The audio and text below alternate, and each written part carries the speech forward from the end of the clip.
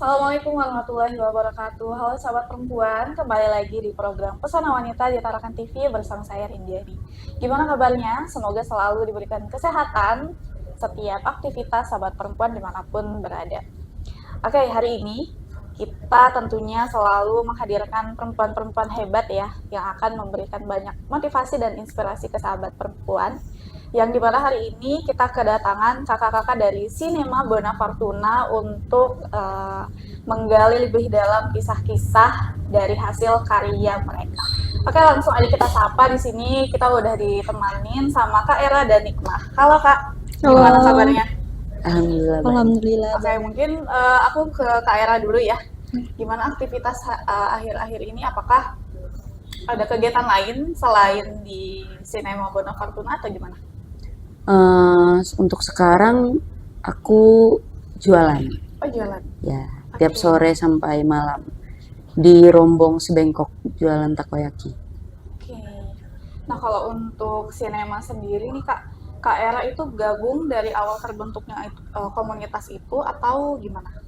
Sebelum terbentuk komunitas Udah sudah gabung? ini ya, Oke, jadi berarti pas sudah sama-sama terbentuk bareng-bareng merintis komunitas itu ya, Kakak udah tergabung ya? ya. Oke, kalau Nikma sendiri gimana nih? Akhir-akhir ini kegiatannya apa aja dan sama dengan Kak Era, apakah sebelum terbentuknya komunitas sudah tergabung atau seperti apa? Oke. Kalau untuk aktivitas yang tidak selalu dikerjakan, tapi kadang-kadang saya ngajar. Oke. Terus yang kedua, kadang saya juga jualan Oh, kedai. jalan juga. Iya. Oke, jualan semua ya. Nah, mungkin boleh nih Kak dijelasin sedikit, mungkin sahabat perempuan juga pengen tahu dan penasaran, sebenarnya komunitas Cinema Bona Fortuna ini apa sih? Dan apa urgensinya untuk membentuk komunitas ini? Mungkin dari Kak Era dulu. Ya, jadi Cinema Bona Fortuna ini komunitas film di Tarakan. Oke. Sebelumnya mungkin sudah ada komunitas film juga, cuman saya kurang tahu namanya. Yang saya tahu adalah juga sebelumnya, sebelum komunitas kita. Terus kalau untuk agensinya dibentuk komunitas ini sih sebenarnya biar ada ruang sih untuk teman-teman juga. Oke. Karena untuk Rohil sendiri yang ngebentuk, untuk dalam menjalani beberapa produksi film itu dia selalu melibatkan atau membawa teman-temannya sendiri ya. Jadi rata-rata isi dari tim-tim produksi kita tuh pasti teman-teman. Nah, jadi mikirnya tuh kayak ya kenapa nggak bikin komunitas aja biar legal, biar jelas tim-timnya. Jadi ketika ada produksi kedepannya lagi itu sudah untuk orang-orangnya udah proper lah. Oke. Nah, mungkin boleh dijelasin sedikit juga Kak. Apakah teman-teman yang berkecimpung di dalam komunitas saat ini memang punya latar belakang di bidang seni atau perfilman? Karena kan kalau mau buat film kayaknya agak kompleks ya, banyak yang harus disiapkan mulai dari tim, terus juga studio dan lain-lain. Nah, apakah memang di dalam komunitas ini memang mengambil orang-orang yang udah proper, yang udah siap untuk membuat film atau random aja? Jadi tuh sebenarnya kita dari awal film pertama produksi itu, jadi kalau Rohil kan memang sudah ada pengalaman sebelumnya di Malang. Jadi dia sudah punya beberapa teman yang memang ahli di dunia perfilman. Iya. Nah, jadi kayak kemarin syuting pertama kita yang Berindang Bedi Buai itu dia berangkatkan beberapa temannya dari luar ke sini. Oke. Ya, jadi kayak misalnya Rohil sebagai produser, temannya sebagai sutradara.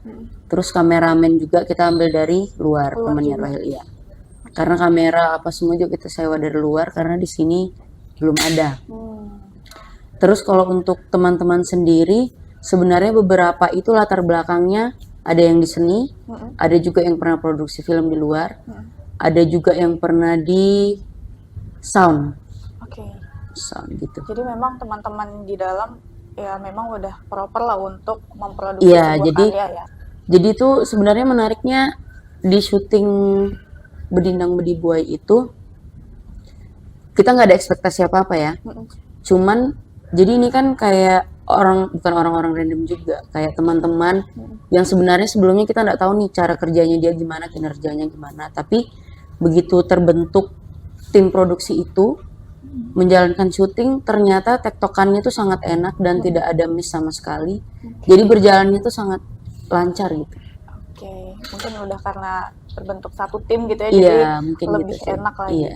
Nah, kalau untuk Nikma sendiri, apakah memang punya latar belakang seni atau memang suka dengan perfilman atau gimana pada saat akhirnya memutuskan bergabung di komunitas film ini? Kalau pengalaman justru itu Benindang Bedibuai itu pengalaman pertama sebagai casting. Oke. Pertama kali di casting, pertama kali juga memerankan sebuah karakter. Oke. Kalau untuk latar belakang, itu latar belakangnya seninya seni tari. Oh, tari. Seni tari, bukan Oh, seni oke, film. oke. Jadi pada saat itu yang casting itu Kak Era, Bang Rohil, sama ada satu Mas Tovan, ya itu sutradara. sutradara dari luar. Oke. Berarti emang kalau Nikma sendiri latar belakang seninya itu bukan film tapi penari. Penari. Sampai saat ini masih? Masih, tapi udah latihannya udah yang nggak full setiap Oke. hari, nggak. Paling kalau ada kegiatan event baru ada latihan. Berarti emang di dalam komunitas ini ya seenggaknya teman-teman juga punya apa ya latar belakang yang seni lah, walaupun nggak pure film semua, betul. tapi ada yang berbau seni. Nah, mungkin untuk Kak Era sendiri ini kan untuk di Cinema Bona Fortuna itu ada 2 karya yang sudah dihasilkan ya, sudah diproduksi dan juga sudah berjalan untuk distribusi penayangan film-filmnya. Nah, untuk film yang pertama, Bedindang Bedibuai, itu apa aja sih struggle-nya? Karena kan ini pasti pengalaman pertama semua tim yang ada di komunitas ya. Apa aja struggle yang teman-teman hadapi, terlebih lagi prosesnya itu dilakukan di Tarakan sendiri. Boleh mungkin dijelasin sedikit, Kak? Kalau untuk struggle-nya sebenarnya nggak begitu banyak dan juga nggak begitu besar ya struggle atau problemnya. Mungkin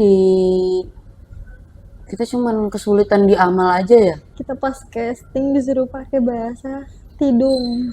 Iya. Kami bukan orang asli Iya setempat itu kan. kita ada disuruh pakai bahasa Dialognya Tidung. ya, pakai Dialognya. dialognya ke bahasa Nikmat daerah. sih sebenarnya banyak dialog ininya. Oke, berarti struggle-nya nggak terlalu kompleks Iya, juga, cuman di bahasa cuma di aja. bahasa aja berarti ya. Berarti castingnya itu ditarakan juga atau ada ngambil dari luar Tarakan? Ditarakan aja. Ditarakan Jadi semuanya, kemarin ya? jadi itu sebenarnya film Bedindang ini ceritanya itu berkesinambungan dengan pemilik sanggar tari yang Oke. Nikma di situ. Mm-mm.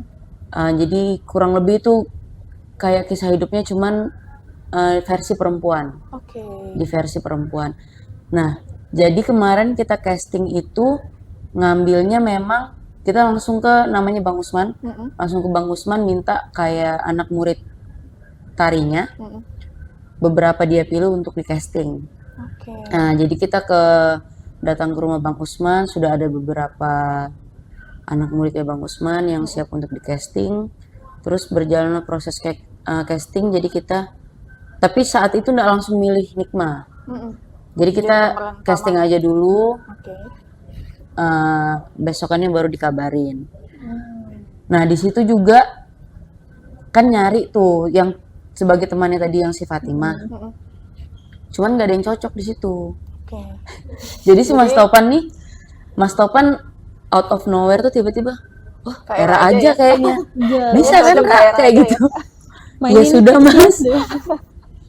Oke, berarti di awal Kak Era tuh nggak termasuk dalam casting itu berarti Iya. ya awalnya. Iya.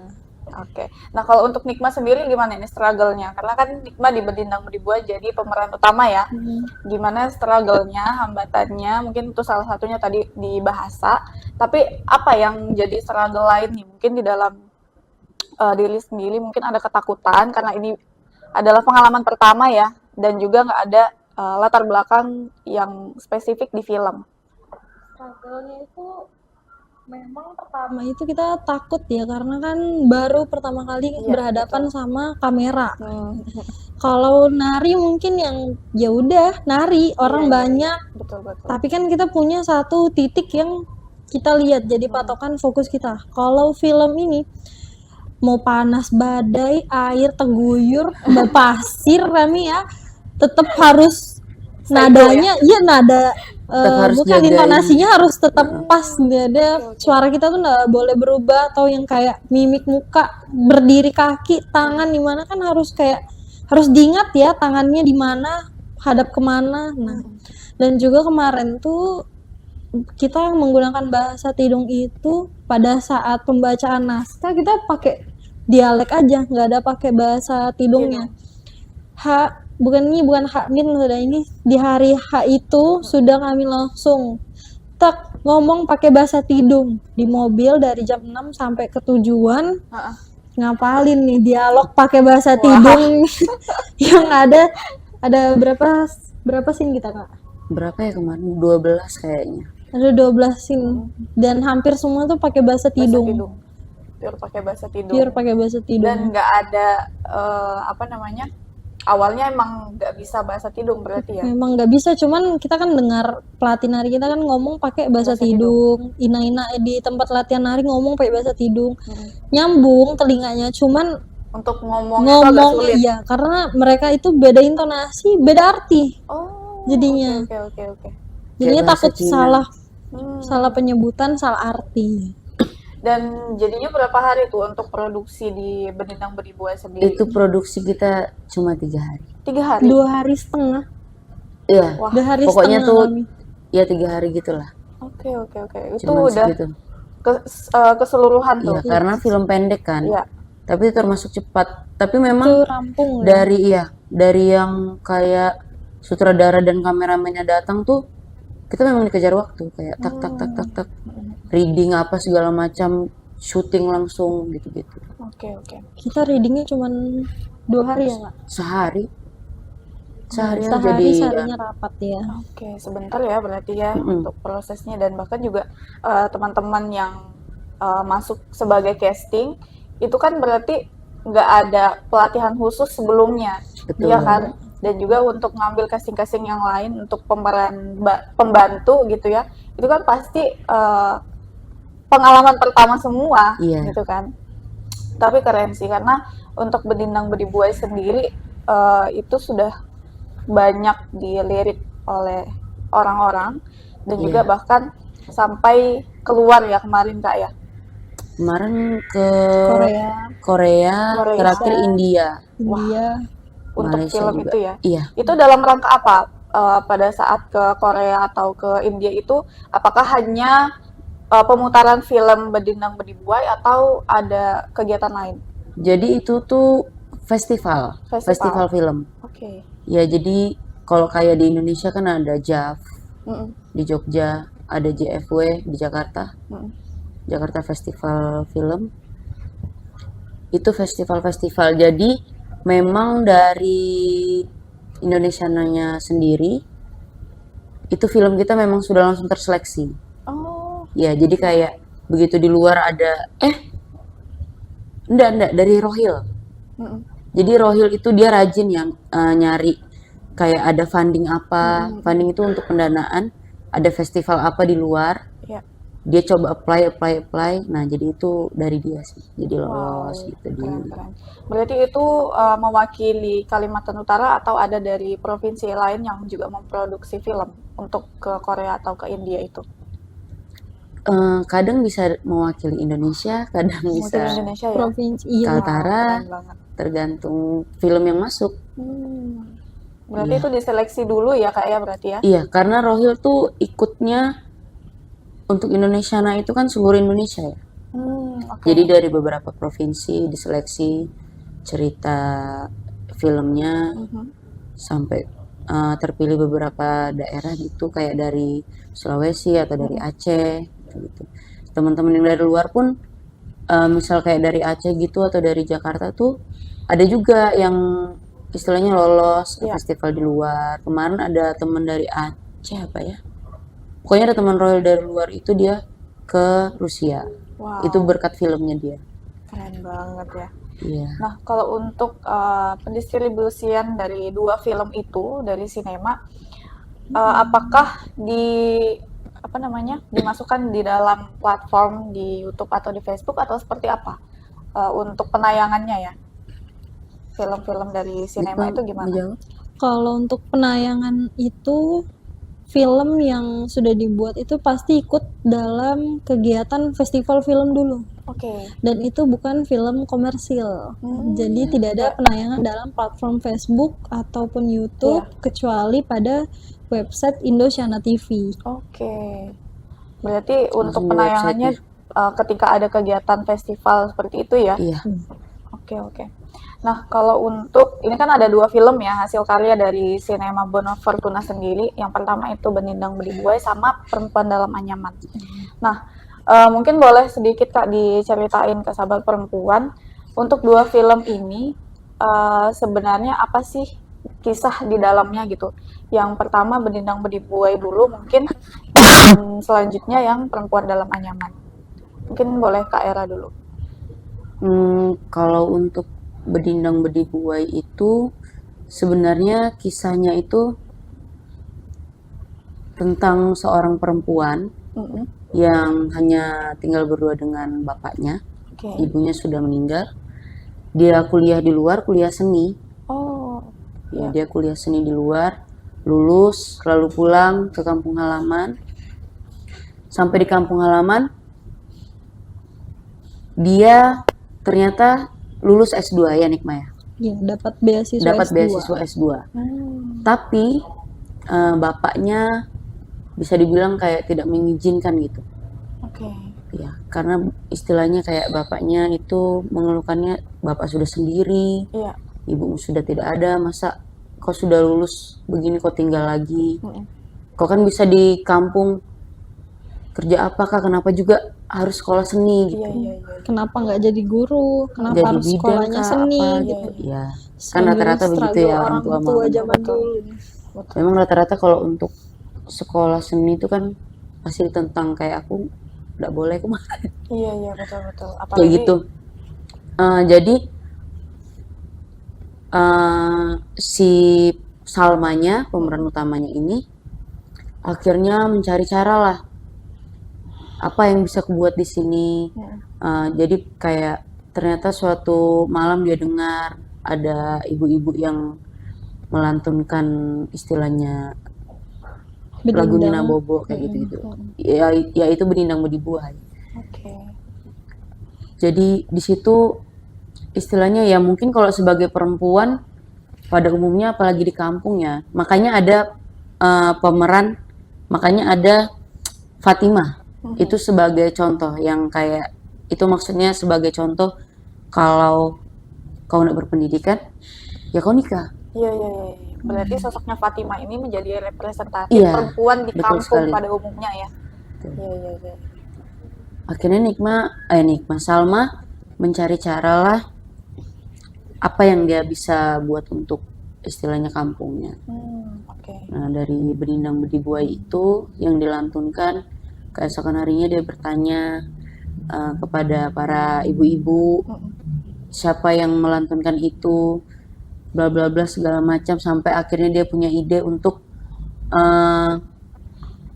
apa Nikmah? Membuat sebuah Karya ya. Oke. Membuat sebuah karya untuk diikutkan istilahnya kompetisi di luar.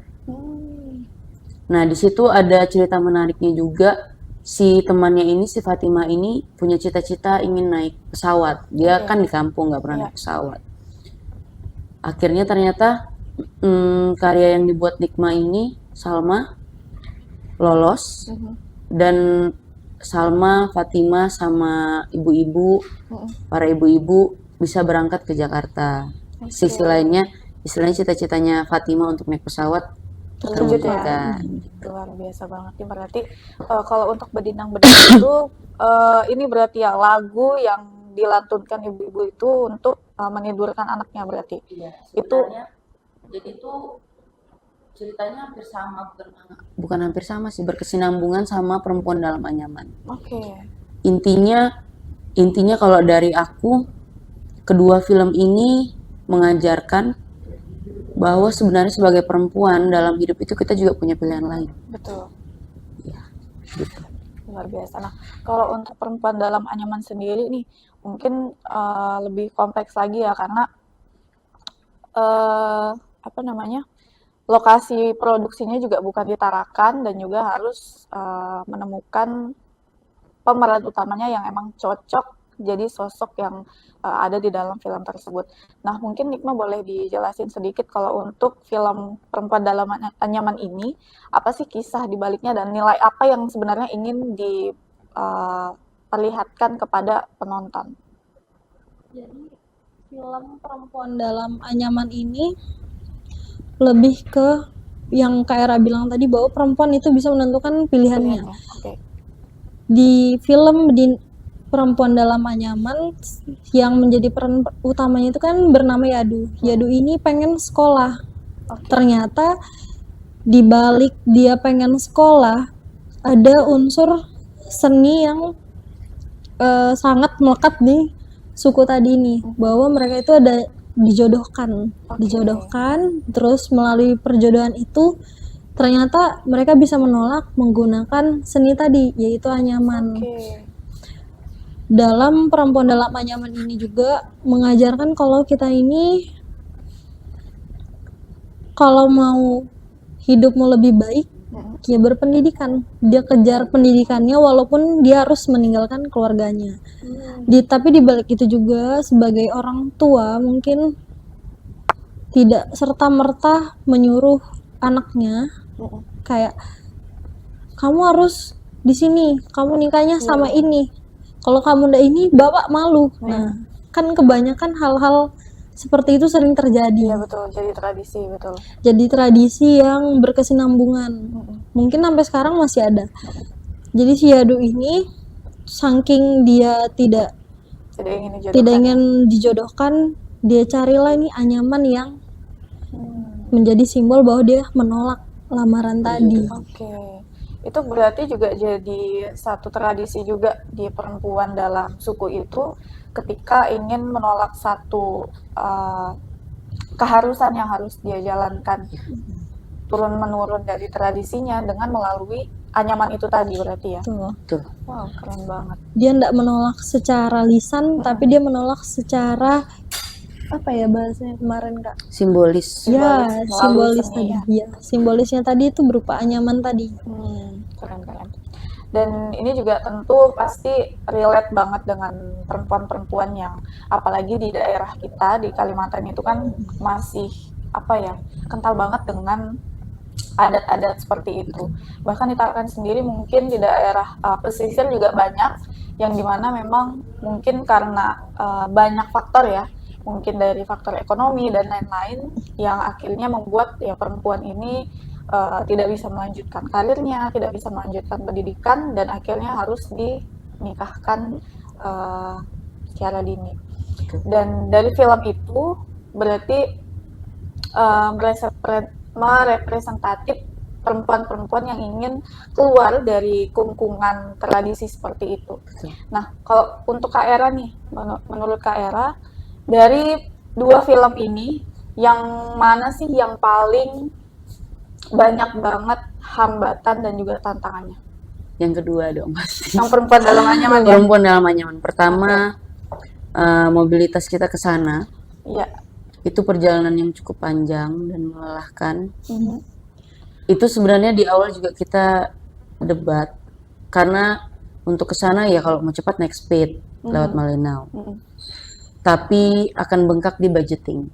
Oke. Ya, kalau mau budgetingnya aman, ya naik ferry, tapi lama, gitu. Tapi jadinya kita memutuskan untuk naik ferry ke Sebawang, dari Sebawang ke Malinau ya, Mansalong.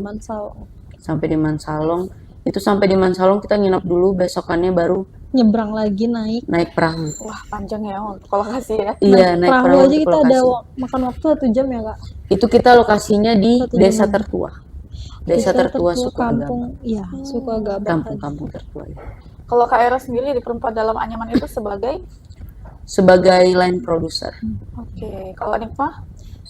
Sebenarnya banyak sih aku kemarin bukan line Iya. producer aja. Kita Jadi kita merangkap. Merangkap Iya. ya? Ya, satu orang mungkin bisa 2 jukirnya. aku 4 apa 5 kemarin. Oh iya, wah Biar ini karena ya kita kan perginya jauh ya. iya betul. Terus jadinya kita nggak bisa juga bawa tim yang banyak karena di Iya budgeting tadi. Mas Argo ikut juga sebagai koki di sana. Wow. Keren. Berarti semua teman-teman di komunitas ikut ke Iya. lokasi semua Iya. berarti ya. Dan Betul. kalau untuk produksi nih, selama produksi film yang pertama dan yang kedua, itu berarti full didanai oleh pemerintah atau seperti apa Kak? Full. Full ya? Oke. Tapi Itu dia per termin. maksudnya pada saat sudah jadi skenario dan ingin membuat produksi film tersebut, gimana nih caranya atau step-stepnya pada akhirnya pemerintah mungkin dari pusat bisa mendanai 2 film itu tadi? Oke. Jadi yang pertama itu kita tunggu funding dari Indonesia Ngebuka. Mm-mm. Tapi kalau kayak Rohil dia memang selalu mempersiapkan cerita. Dia memang suka nulis. Oke. Jadi dia punya beberapa cerita tulisan gitu.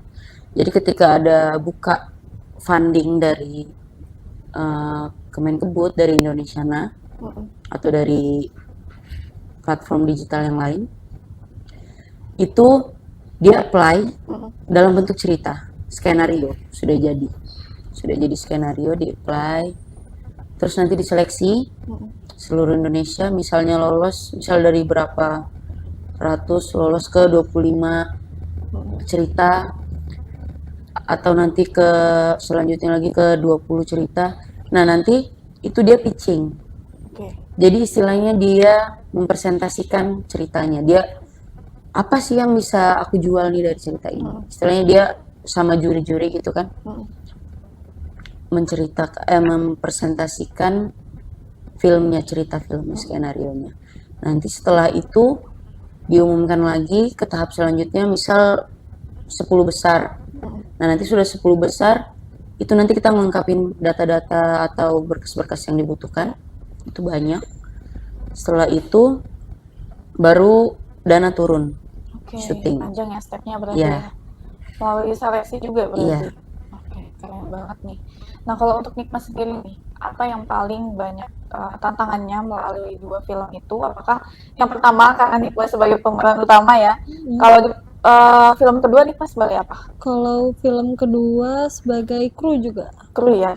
Tapi nggak casting seperti film pertama. enggak. Kita masuk frame sih sebenarnya. Kita Oh, ada iya. masuk. Kita sebagai figuran. Ya. Kami ada pemeran tambahan. Mm-mm. Cuman pada Perempuan Dalam Anyaman lebih ke krunya. Krunya. Kalau Kak Nikma yang mana nih? Yang Menendang Beribuai atau yang Perempuan Dalam Anyaman yang paling sulit lah?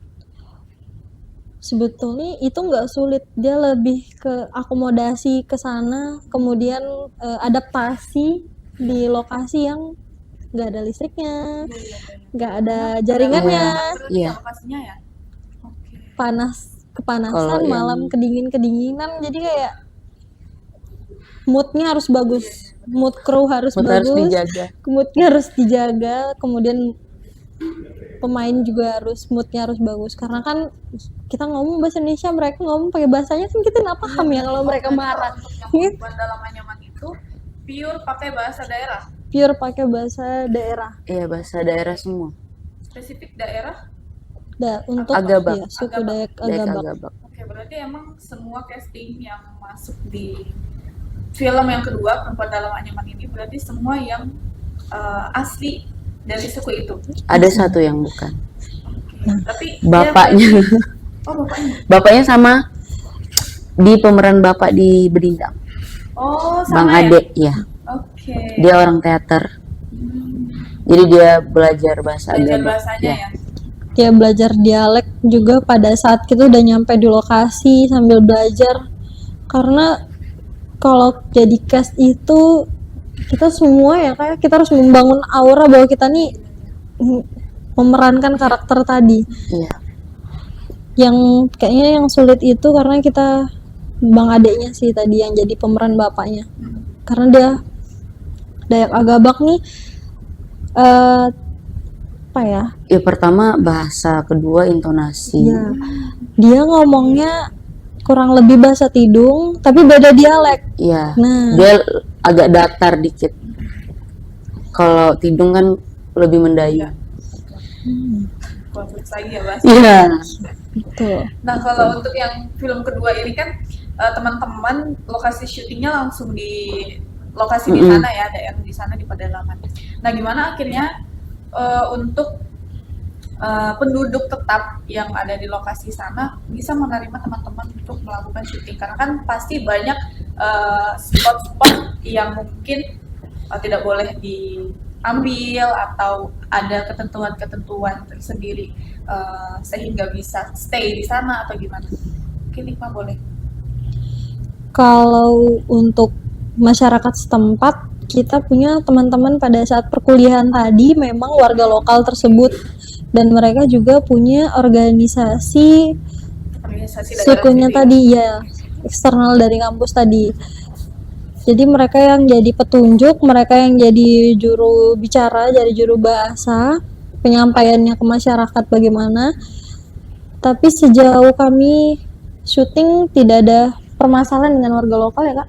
Iya, karena pemeran ibunya sendiri itu istrinya Kades. Iya. Oke. Istrinya Kades di kampung sebelah. Oh jadi masuk casting juga ya? Iya, Pasti. kita nyari dari sana lah. Jadi memang pas di sini itu persiapannya kita masih kurang beberapa cast, beberapa pemeran. Kita putuskan untuk cari di sana. Oke, wah, luar biasa Gitu. banget. Proses produksinya berarti panjang juga nih, seperti Iya, jadi- Bedi Buai atau Betul. lebih panjang lagi atau Lebih panjang, Panjang. kita 9 hari kayak Kita di mau sana. mau 10 hari. Kita sampai Soalnya kehabisan bahan makan. oh iya. Jadi nyari-nyari di sana apa yang bisa dimasak-masak. Oke nih Kak, sebelum kita lanjut ya, kita break dulu sebentar.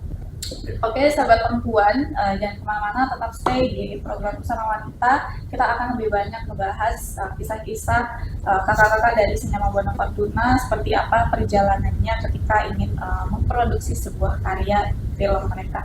Oke, sahabat perempuan, tetap stay di Pesona Wanita.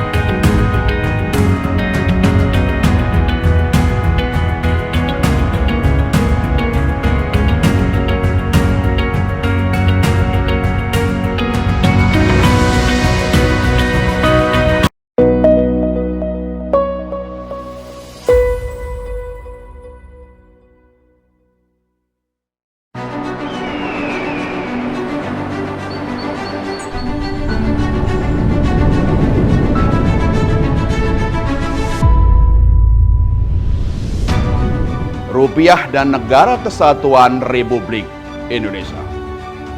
Keduanya tidak dapat dipisahkan. Rupiah sebagai simbol kedaulatan negara, sebagai satu-satunya alat pembayaran yang sah di Indonesia, mendukung setiap aktivitas ekonomi masyarakat, penggerak roda perekonomian, kebanggaan seluruh komponen bangsa Indonesia.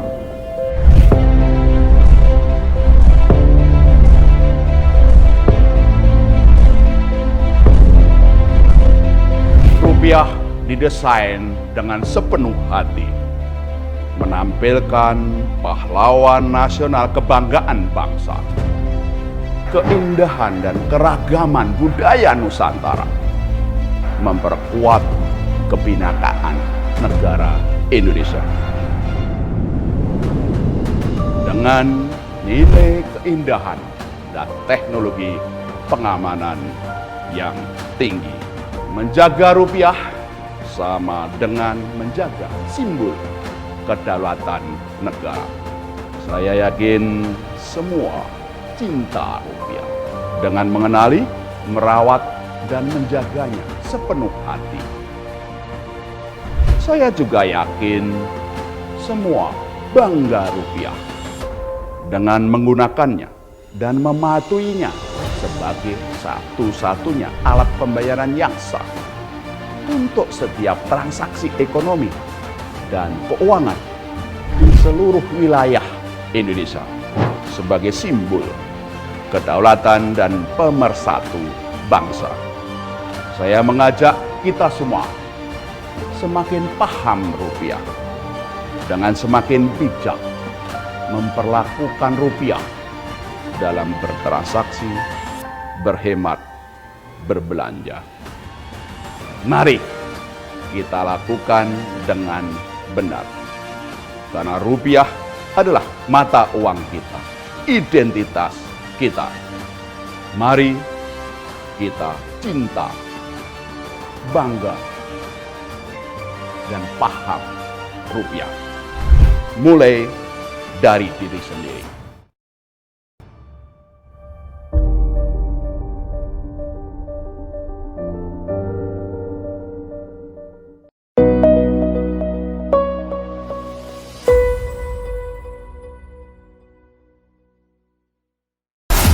Cinta, bangga, paham. Kalian tahu nggak artinya apa? Sambil kalian berpikir tentang jawabannya, sekarang juga aku mau tanya ke beberapa orang. Yuk, kita simak jawaban mereka. Ternyata ada. Halo Ibu, selamat siang. Permisi Kak. Aduh, jangan kaget. Aku boleh nanya sebentar? Lagi quality time kah bareng sama keluarga? Iya, mau ngopi aja sih sama teman-teman. Dari abis meeting sih. Tiap hari libur sih kita selalu usahain jalan-jalan sama anak. Emang selalu gitu ya. Ini berarti salah satu bentuk cinta ke anak ya Bu ya. Nah tapi aku mau tanya nih Bu, apa itu cinta rupiah? Kalau cinta rupiah tuh berarti saya rawat, saya jaga. Cinta rupiah ya? Ngoleksi rupiah sebanyak-banyaknya kali ya? Mbak kerjanya apa sih? Graphic designer? Berarti bangga dong jadi graphic designer? Bangga dong. Aku mau nanya sesuatu. Bangga rupiah, tahu nggak artinya apa? Ya elah Mbak, susah banget sih pertanyaan. Bangga dengan uang kita sendiri tuh. Misalnya pas berlibur pakai uang rupiah. Hampir benar, tapi kurang tepat. Berarti kurang bangga nih sama rupiah. Susah nggak sih Mas kalau ngawasin proyek kayak gini? Udah belasan tahun sih Mbak ya.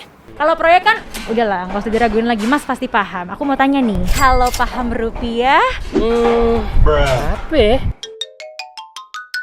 Paham rupiah, mungkin rupiah itu sebagai mata uang kita gitu kali ya Mbak? Benar, tapi kurang tepat. Cinta rupiah itu harus ada 3 poin. Mengenali, merawat, dan juga menjaga. Bangga rupiah itu ada 3 hal Mbak. Simbol kedaulatan, alat pembayaran yang sah, dan yang ketiga, pemersatu bangsa. Ada 3 pengertian dari paham rupiah. Bertransaksi dengan rupiah, berbelanja, berhemat akan rupiah. Nah, tadi udah denger kan jawaban-jawaban dari mereka. Semoga ya bisa membuat pandangan kita semakin luas. Ingat, semuanya menggunakan rupiah. Karena rupiah itu kita.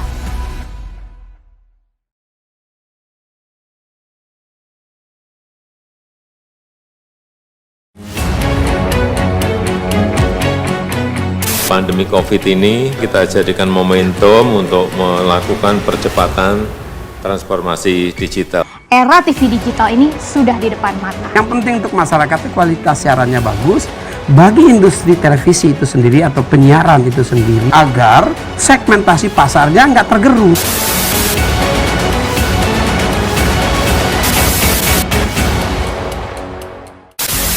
Sejarah panjang dunia penyiaran diawali dengan hal yang sederhana, yaitu informasi. Semula informasi tersampaikan hanya didengar. Seiring waktu perkembangannya, informasi tidak hanya dapat didengar, melainkan dapat dilihat asal kejadian informasi itu melalui pesawat televisi. Pada tahun 1925, berdirilah Radio Batavia bentukan Hindia Belanda dalam menguasai informasi dan menjadi alat propaganda pada masa penjajahan di Indonesia. melalui siaran yang terjadi pada tahun 1933 dipelopori oleh KGPAA Mangkunegoro ke-7 dengan mendirikan Solos Radio Vereniging atau SRV di Solo dan di Yogyakarta berdiri Radio Mafro. Siaran SRV untuk melawan siaran hiburan budaya barat dengan siaran kebudayaan asal Jawa Indonesia yang siarannya sampai seluruh Hindia Belanda. Dan sejak tahun itulah menjadi tonggak sejarah penetapan Hari Penyiaran Nasional. Pada tahun 1945, lahirlah Radio Republik Indonesia dan di mana teks proklamasi tersiarkan ke pelosok negeri yang menyatakan Indonesia merdeka. Sejarah dari dunia televisi adalah pada tahun 1962, di mana TVRI sebagai televisi pertama Indonesia yang mengudara dan menyiarkan langsung pembukaan Asian Games keempat di Indonesia. Hingga saat ini, Hari Siaran Nasional telah menginjak masa 88 tahun sebagai saksi dunia penyiaran Indonesia.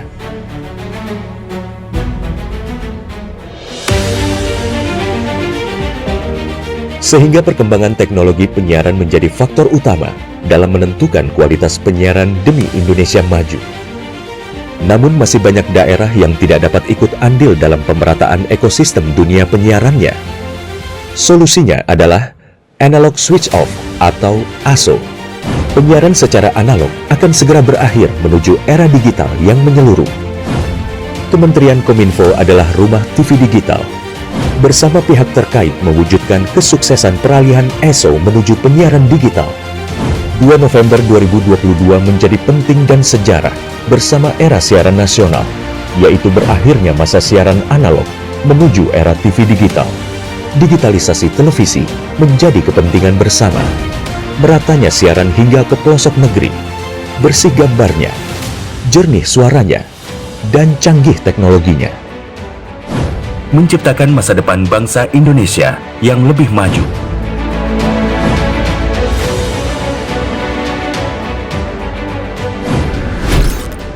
Halo semuanya, aku Modi, maskot TV Digital Indonesia.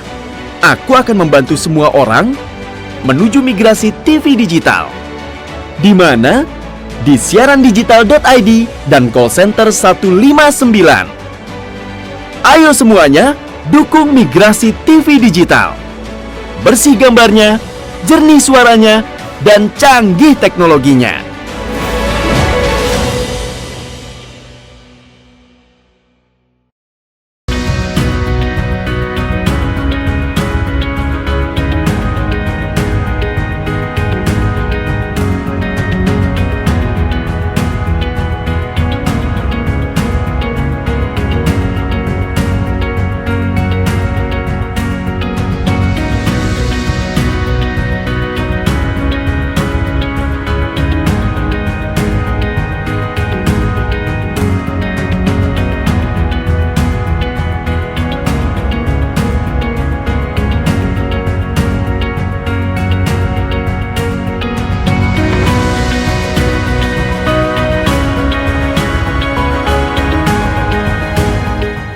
Halo sahabat perempuan, kembali lagi di Pesona Wanita.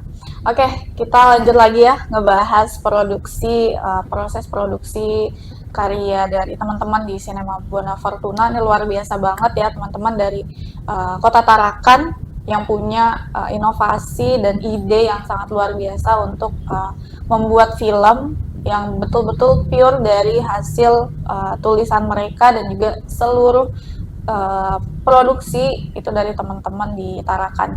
Sepatutnya kita berbangga ya, karena di Tarakan kita punya teman-teman yang sangat berbakat, yang luar biasa, sudah banyak menorehkan prestasi dari hasil perfilman yang sudah mereka produksi. Oke, mungkin aku ke Nikma dulu. Ini kan udah panjang banget ya, berarti mulai dari Nikma masuk di sinema dan juga akhirnya sekarang udah produksi 2 film. Kedepannya apakah ingin tetap stay di perfilman ini atau ada kegiatan-kegiatan lain yang ingin dilakukan? Kalau memang ada kegiatan lagi untuk film, seperti ada pembuatan film lagi, insya Allah kita ikut. karena jadi jatuhnya jadi kayak hobi baru, kayak kesenangan baru, karena kayak ini keren banget bikin film untuk lingkup kecil Kalimantan Utara ya, untuk sekecil Kalimantan Utara punya film, gabung komunitas, pernah jadi castingnya, itu sebuah pengalaman dan kesenangan, kebanggaan juga. Jadi kayak orang rumah juga jadi keren ya casting ya. Orang rumah kayaknya gini, iya ada artis banget. Main film di mana? Kalau ketemu teman-temannya artis Tarakan gue, masya Allah. Kemarin yang di belakang Bari aku digituin. Oh iya. Ini artisnya kan diputar tuh berdindang. Foto dulu, foto. Jadi malu. Jadi kayak mungkin karena baru kan, hal-hal baru dan sangat familiar di mereka. Jadi euforianya dapat lah, vibes-nya.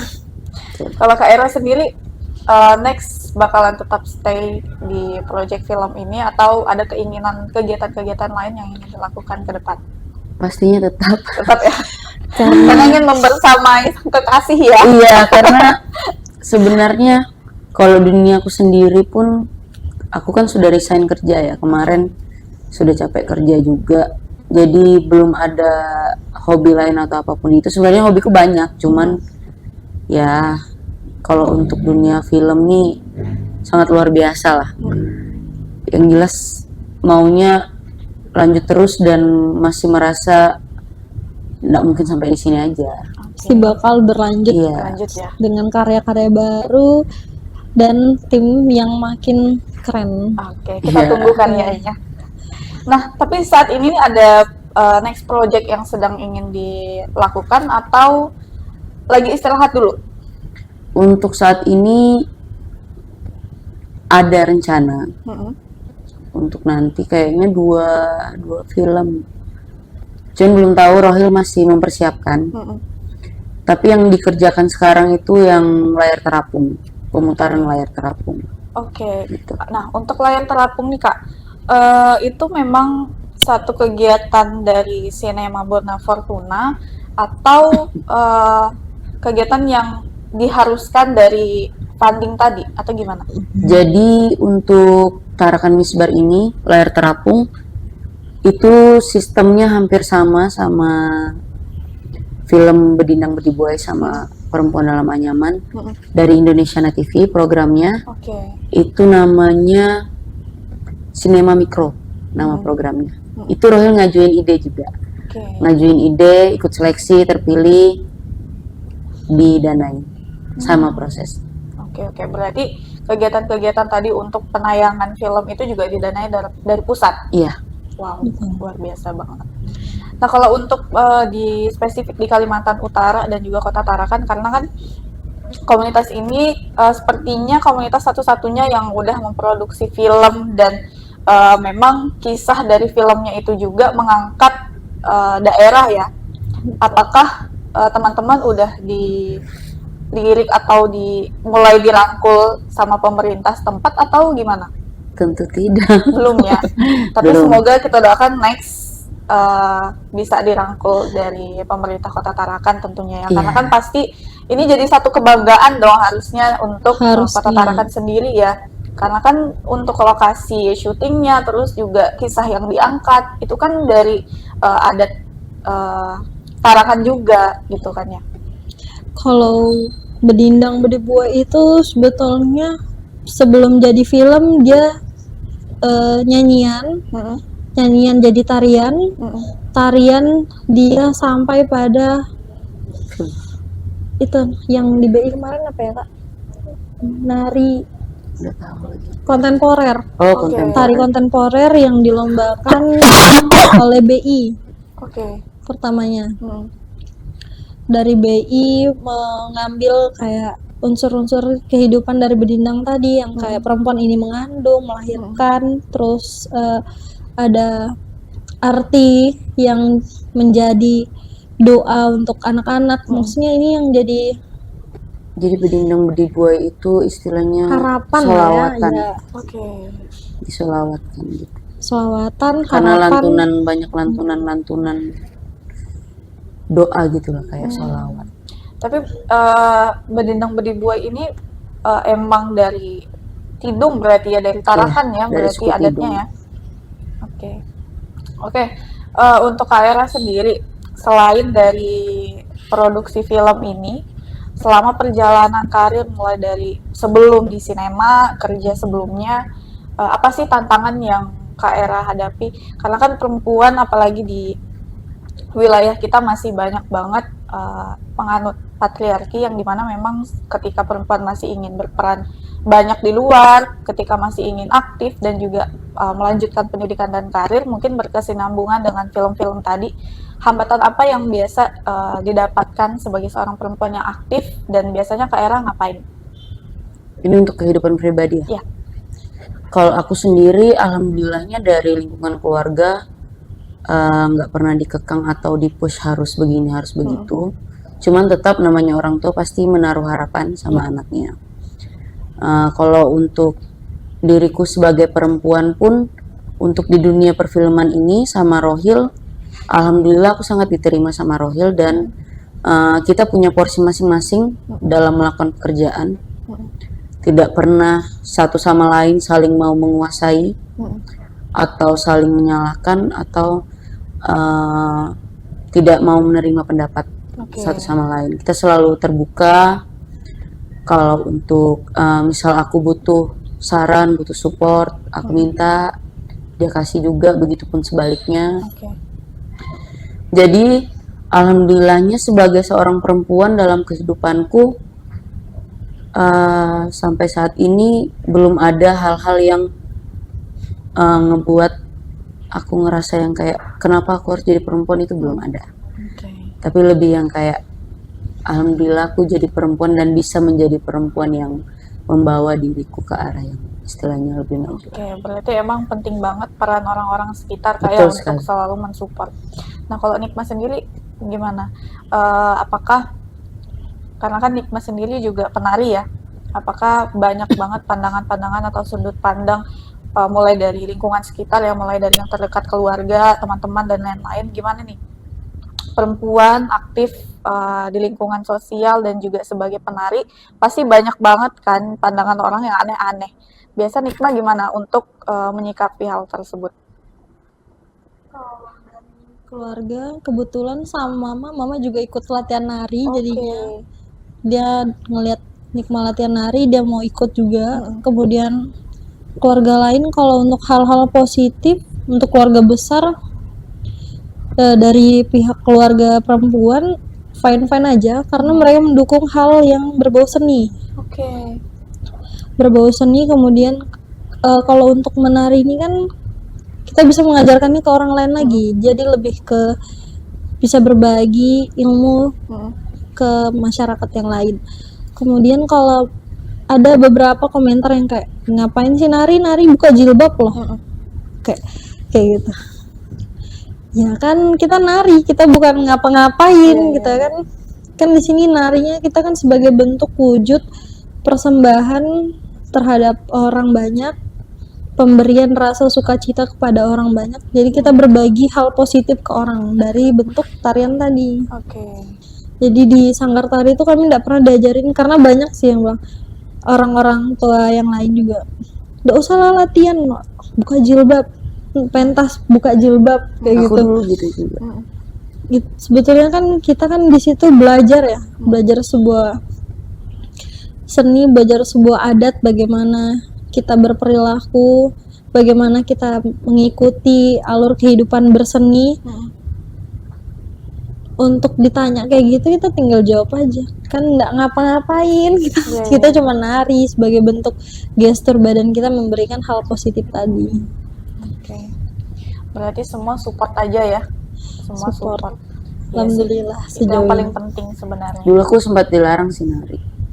Kakak berarti penari juga? Penari dari belum masuk TK aku udah nari sampai SMA. Satu sanggar sama Nikma atau gimana? Satu sanggarnya itu, jadi di awal angkatan pertama itu aku, tapi abis itu sudah aku nggak lanjut. Baru Nikma. Kita nari SMP, SMA. Sudah nggak nari. Berarti sampai sekarang masih aktif gak kalau Nikma sendiri kayak biasa kan kalau misalnya di Tarakan sendiri ada festival butuh penari-penari yang biasa ditarikan atau Kalau gimana? untuk latihan secara rutin itu sudah enggak, karena dia latihannya kan malam. Kita kalau dari sore sampai malam kita punya kegiatan tadi yaitu berjualan, Oke. kita punya membantu usaha pasangan ya. Jadi kayak susah kalau mau latihan malam. Oke. Karena mereka latihannya malam. Kalau lagi ada festival besar itu dia latihannya full dari siang. Nah, kita jadinya susah gerak karena nggak cuman berwirausaha, cuma banyak kegiatan yang lain. Kegiatan lain. Kita nerima job dari yang lain. Oke, mungkin terakhir nih aku mau tanya tentang yang film kedua tadi yang di Perempuan Dalam Anyaman. Ini kan berarti emang mengisahkan tentang bagaimana perempuan di lingkungan yang masih kental dengan adat istiadat itu masih dikekang dalam tradisi pernikahan ya, perjodohan. Nah, mungkin dari Kak Era sendiri melihat tradisi tersebut untuk di lingkungan saat ini, apakah perempuan dalam anyaman itu, perjodohan perempuan itu, apakah memang satu tragedi atau solusi? Gimana kalau untuk Sebenarnya nggak dua-duanya, bukan tragedi dan bukan solusi juga, tapi lebih ke pilihan. pilihan? Oke. Pilihan hidup. Kalau Nikmah? Perempuan bisa dibilang solusi, bisa juga dibilang tragedi. sebuah tragedi. Itu bukan jadi tragedi sih, itu memang jadi hal yang Gimana biasa ya? kayak Mau dibilang miris juga ya, kalau si orang yang mau nikah muda, ya gimana? iya Dilema kadang ya kan jadi. ada Iya, orang yang dilema kayak jadinya. kalau dijodohkan ya mana iya ya sudah, Iya, kayak iya. lempeng Makanya nerima pilihan aja. Cuman jadi tragedi pada saat si perempuannya ini dia tidak mau untuk menikah muda. Memang kalau untuk berpendidikan seperti kuliah bisa dilakukan pada saat sudah nikah, kuliah sambil kuliah sambil nikah, kerja, kan itu pilihan orang ya. Iya, betul. Jadi bagaimana mereka menghadapinya? Sebuah tragedi kalau mereka tidak ingin menikah tapi dipaksa menikah, Betul. menjadi sebuah tragedi, menjadi solusi bahwa untuk itu adalah pilihannya dia. Solusinya dia adalah ya dia nak mau menikah ya dia harus belajar. Ya. Jadi ini menjadi satu tragedi ketika memang perempuan itu ya diharuskan untuk menikah dini. Mungkin ya salah satunya tadi karena ada beberapa faktor ya yang mengharuskan mereka dinikahkan secara cepat. Dan juga menjadi solusi ya ketika itu memang pilihan dan kemauan si perempuan ya. Oke, mungkin itu adalah nilai yang ingin diberikan kepada penonton ya, khususnya perempuan-perempuan yang mungkin masih berada di dalam kungkungan di mana perempuan itu masih dianggap lemah, masih dianggap nomor 2 daripada laki-laki, dan dianggap bahwa ketika perempuan sudah dinikahkan ya beban daripada orang tua itu sudah lepas sepenuhnya, seutuhnya gitu ya. Oke, mungkin terakhir Kak dan Nikmah boleh disampaikan pesan dan kesan untuk komunitas Sinema Bona Fortuna, apa cita-cita dan harapan kedepannya untuk sinema dan harapan untuk perempuan-perempuan yang mungkin relate dengan film-film tadi. Boleh Kak? Oke, saya Erna Vitasari dari Sinema Bona Fortuna. Saya berharap semoga kedepannya Sinema Bona Fortuna bisa lebih sukses lagi, bisa mendapatkan banyak hal-hal baik, dan bisa bermanfaat bagi lingkungan sekitar, keluarga, dan orang-orang yang disayangi. Dan juga untuk perempuan-perempuan muda yang ada di mana nih? Khusus di Kota Tarakan. Khusus di Kota Tarakan. Aku mau bilang bahwa sebagai perempuan kita juga berhak untuk memilih kita punya hak untuk menentukan jalan hidup kita sendiri, tapi bukan berarti kita menutup telinga dari orang-orang sekitar kita dan orang-orang yang kita sayangi.